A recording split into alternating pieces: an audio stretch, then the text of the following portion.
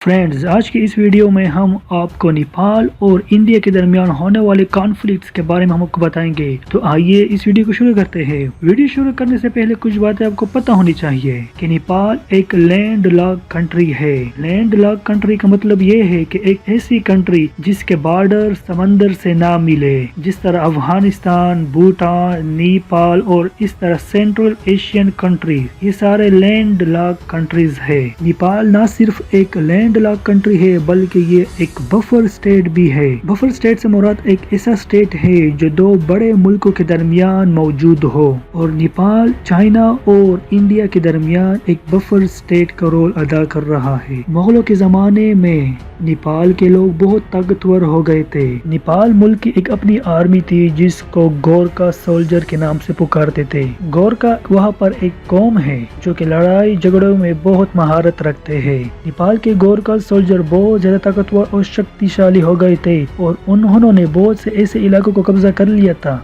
जो कि आज मौजूदा इंडिया का हिस्सा है, जिसमें सिक्किम का इलाका और इस तरह उत्तराखंड के इलाके और इस तरह उत्तर प्रदेश और बिहार के कुछ इलाकों को भी कब्जा कर लिया था। तो उस वक्त नेपाल के बॉर्डर सतलज नदी से लेकर सिक्किम के तीस्ता नदी तक फैल गए थे और इन सारे इलाकों पर नेपालियन गोरखन आर्मी का कंट्रोल था। उस टाइम पूरे सब कॉन्टिनेंट पर ब्रिटिश का कब्जा था। तो ब्रिटिश वालों ने सोचा कि नेपालियन आहिस्ता आहिस्ता इंडिया पर कब्जा कर रहे हैं, तो ब्रिटिश सोल्जर्स ने नेपालियन सोल्जर के खिलाफ जंग शुरू कर दी। इस जंग को एंग्लो नेपाल वार के नाम से जाना जाता है। ये जंग 1814 से लेकर 1816 तक जारी रही। चूँकि ब्रिटिश की आर्मी हथियारों के लिहाज से नेपाल के गोरखा आर्मी से बहुत आगे थी, जिसकी वजह से 1816 को नेपाल के गोरखा आर्मी ये जंग हार गए और उनके दरमियान एक ट्रीटी साइन हुई और इस एग्रीमेंट को सुगोली एग्रीमेंट का नाम दिया गया। चूँकि ये ट्रीटी बिहार के एक शहर सुगोली में साइन हुई थी, इस वजह से इस ट्रीटी को सुगोली एग्रीमेंट का नाम दिया गया। इस एग्रीमेंट के तहत नेपाल ने जो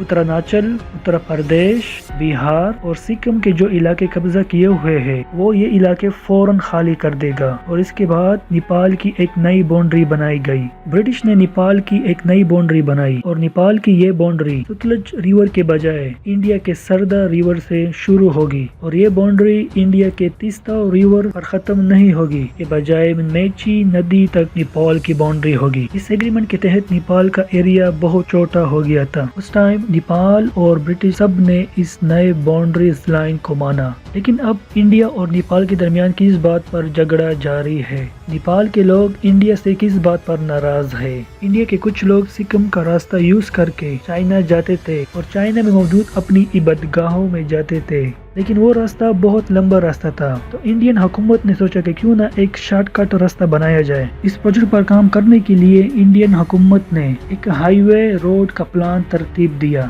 इस प्रोजेक्ट के तहत ये 80 किलोमीटर की सड़क काला पानी से लेकर लेपोलेक दरे तक बनाई जाएगी। इस सड़क पर नेपाल ने इतराजात उठाना शुरू कर दिए और कहा कि जिस इलाके में आप ये सड़क बना रहे हो ये एक मुतनाज़ा इलाका है। ये इलाका असल में हमारा इलाका है जिसको इंडिया ने कब्जा कर रखा है। यहाँ पर तुम सड़क नहीं बना सकते।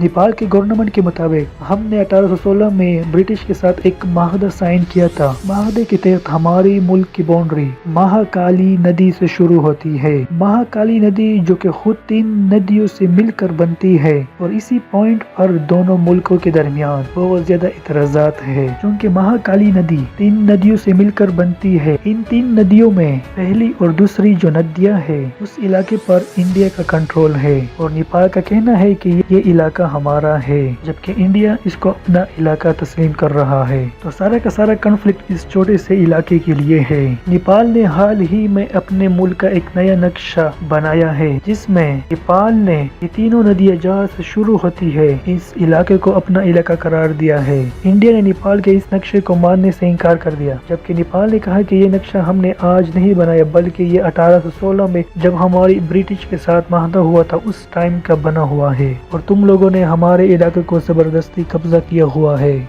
नेपाल और इंडिया के ताल्लुकात आज से पहले इतने ज़्यादा ख़राब नहीं हुए थे। नेपाल का इन्हिसार हमेशा से इंडिया पर रहा है। नेपाल अपनी ज़्यादातर इंपोर्ट और एक्सपोर्ट इंडिया के रास्ते से करता है, लेकिन आज नेपाल को इतनी गर्मी क्यों चढ़ी हुई है और नेपाल के अंदर इतना जुनून कहाँ से पैदा हो गया है। नेपाल के सरकार में ज़्यादातर दो पार्टियां हमेशा से इक़्तिदार में रही है, एक है नेपाली कांग्रेस और दूसरी है Nepal communist party. Currently Nepal में नेपाल कम्युनिस्ट पार्टी की सरकार है और इसके प्राइम मिनिस्टर का नाम केपी शर्मा है। नेपाल कम्युनिस्ट पार्टी और चाइनीज कम्युनिस्ट पार्टी की आइडियोलॉजी तकरीबन सेम है। नेपाल के वज़ीर आज़म ने तो यहाँ तक कह दिया था कि नेपाल में कोरोना इंडिया फैला रहा है। इस बात से आप अंदाजा लगा सकते हैं कि दोनों मुल्कों के दरमियान कितनी नफरतें फैल चुकी है कि आज वो एक दूसरे पर इल्जाम लगाने से बाज नहीं आ रहे हैं। नेपाल ने अपने मुल्क का नया नक्शा बना लिया जिस पर इंडिया का बहुत ज्यादा इतराज़ात है। इस नक्शे के मुताबिक नेपाल ने इंडिया के कुछ हिस्से को अपना हिस्सा करार दिया है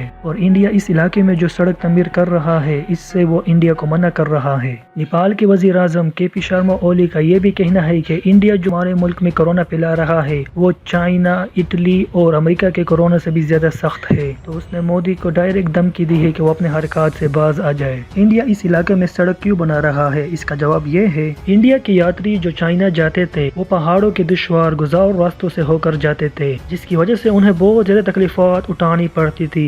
इंडियन गवर्नमेंट ने सोचा कि क्यों ना यहाँ पर सड़क बनाई जाए, लेकिन नेपाल के नए नक्शे के मुताबिक ये इलाका नेपाल का है, इस इलाके में इंडिया कोई इंटरफेरेंस नहीं कर सकता। लेकिन इंडिया के मुताबिक ये इलाका इंडिया का है और ये कोई मुतनाज़ा इलाका नहीं है। इंडियन गवर्नमेंट के मुताबिक 1947 में जो पार्टीशन हुई थी इसमें इस इलाके को इंडिया के हवाले कर दिया गया था, लेकिन आज की नेपालियन गवर्नमेंट इस नक्शे को नहीं मानती, जिसकी वजह से दोनों मुल्कों के दरमियान शदीद इख्तिलाफात जन्म ले रहे हैं। इंडिया ने इन दुश्वार गुजार पहाड़ों को चीर कर ये सड़क बना ली है, लेकिन अब नेपाल वाले कह रहे हैं कि आप इस इलाके को खाली कर दे, ये इलाका हमारा है। क्योंकि ये प्रॉब्लम अब दोनों मुल्कों के दरमियान जन्म ले चुका है, तो अब इसको हल किस तरह किया जा सके। नंबर 1 तरीका यह है कि दोनों मुल्कों के सरबराहान मेज पर बैठकर इस मसले को हल करे।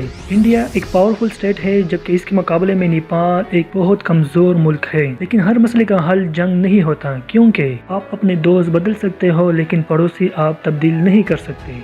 और अमेरिका और रूस ने ये सबक सीख लिया है, क्योंकि जो लफ्ज़ अमेरिका और रूस को अफगानिस्तान जंग में हुआ है इससे पहले ये इनको नहीं हुआ था। तो हर मसले का हल जंग नहीं होता, बल्कि टेबल पर बैठकर हर मसले को हल किया जा सकता है। नेपाल को भी चाहिए कि वो दरमियानी रास्ता इख्तियार करे, क्योंकि नेपाल जो है वो बफर स्टेट है इंडिया और चाइना के दरमियान। इंडिया के साथ जो इसके बॉर्डर है वो मैदानी इलाके है, जबकि चाइना के साथ जो इसके बॉर्डर है वो पहाड़ी इलाके है और वहाँ से इंपोर्ट और एक्सपोर्ट करना बहुत ही नामुमकिन सी बात है। जिसका मतलब यह है कि नेपाल जितना भी इंपोर्ट और एक्सपोर्ट का काम करता है वो इंडिया की सरजमीन को इस्तेमाल करके करता है। इवन अगर चाइना से भी सामान आता है तो वो समुद्री रास्ते से होकर कलकत्ता सी पोर्ट पर उसको उतारा जाता है और उसको फिर ट्रकों के जरिए नेपाल पहुंचाया जाता है। 2015 में भी नेपाल और इंडिया के दरमियान हालात खराब हो गए थे, जिसकी वजह से इंडिया ने नेपाल के साथ अपने बॉर्डर सील कर दिए थे और इसकी वजह से नेपाल के अंदर खुराक की किल्लत पैदा हो गई थी। इवन वहाँ पर पेट्रोल की कमी भी पैदा हो गई थी। करंटली 2020 में भी कुछ इस तरह के हालात है।